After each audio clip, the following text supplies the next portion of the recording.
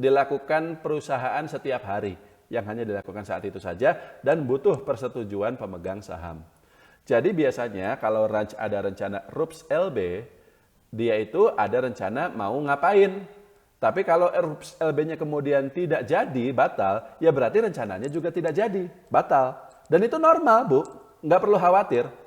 Nggak perlu khawatir. Itu sering terjadi pada perusahaan-perusahaan yang lain juga. Dan untungnya saya bisa katakan ranch termasuk yang bagus ya. Kalau Ibu pegang pada harga di bawah 400 itu juga udah enak sekali. Ya meskipun naiknya juga pelan-pelan ya. Memang value investing itu capeknya di situ sih, sabarnya itu gitu loh. Naik tuh pelan gitu ya. Tapi kalau turun juga ya nggak akan auto reject lah, enggak lah. Barang bagus kok gitu. Seperti itu. Tapi masalah RUPS LB-nya nggak ada masalah, Bu. Ya, kurang lebih seperti itu. Pertanyaan terakhir sebelum sesi ini saya tutup ya. Terakhir apa ya? Oh ya, ini karena PSBB. Pak Bremanta sudah menjelaskan di sini.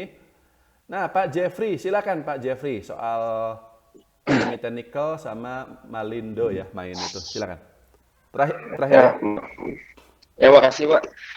Itu menurut Bapak, kalau untuk PT Main itu bisa jadi saham teruran nggak Pak? Karena kan dari labanya juga sering naik turun kan, naik turun dari 5 tahun terakhir. Apa aman tuh Pak kalau misalnya kita hold untuk saham turnaround?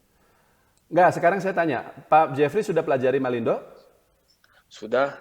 Berapa PBV-nya sekarang? PBV-nya berapa? Bentar Pak.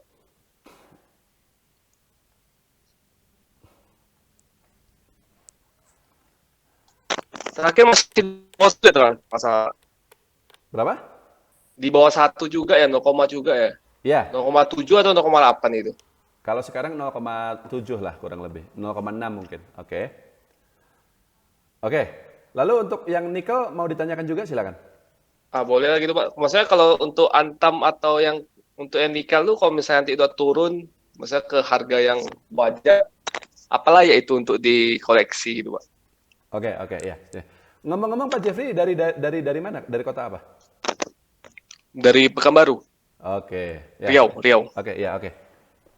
Lancang Kuning. Oke, saya pernah ke sana. Oke. Nah, saya jawab ya Pak Jeffrey dan ini terakhir. Malindo ini sebenarnya memang sangat menarik ya, valuasinya sangat rendah.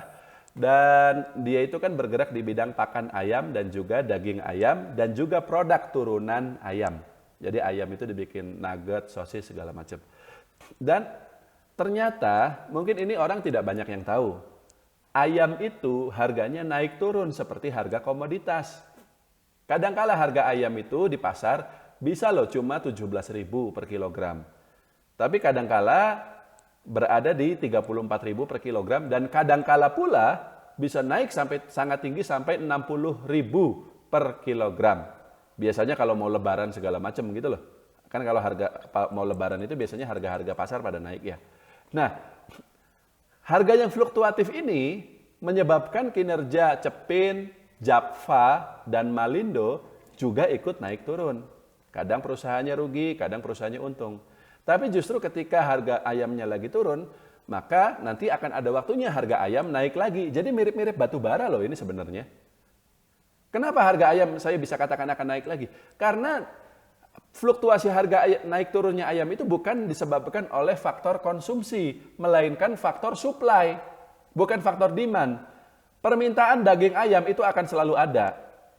Orang itu selalu makan ayam tiap hari. Tapi masalahnya ada di supply. Ayam ini gampang banget beternaknya. Dari telur pecah, menetas, sampai siap potong itu cuma nunggu 2 bulan. Jadi nggak kayak kambing atau sapi yang lama nunggunya. Sapi itu 3 tahun, kambing itu kalau nggak salah 1,5 tahun. Ayam itu cuma 2 bulan. Dan asalkan dikasih pakan dedak aja, jadi dia tumbuh gitu loh. Anda punya pekarangan di belakang rumah ya, Anda beli ayam kecil dari pasar, Anda bisa bikin peternakan ayam kecil-kecilan. Karena gampang, maka ketika harga ayam naik, semua orang rame-rame jadi peternak ayam. Jualan gitu loh. Dan ketika suplainya melonjak, ya harganya otomatis turun. Nah ketika harganya turun, para peternak ya banting setir lagi. Yang tadinya ternak ayam, ternak yang lain. Suplainya turun. Begitu suplainya turun, nanti harganya naik lagi. Gitu aja terus bolak-balik gitu loh. Jadi ketika sekarang Malindo lagi rugi dan harga sahamnya memang lagi rendah, Biasanya kan Malindo ini di atas 1.000 Pak sahamnya. 1.000, 1.500 atau bahkan 2.000. Ya inilah peluang turn around itu di situ. Anda beli tunggu saja. Asalkan nanti harga ayam mulai naik, dan sekarang memang saya lihat udah mulai naik ya. Kemarin-kemarin itu parah sekali harga ayam itu. Karena apa namanya, kan banyak restoran tutup. Jadi permintaan ayam juga sedikit berkurang. Tapi kan sekarang perlahan-lahan udah mulai buka lagi.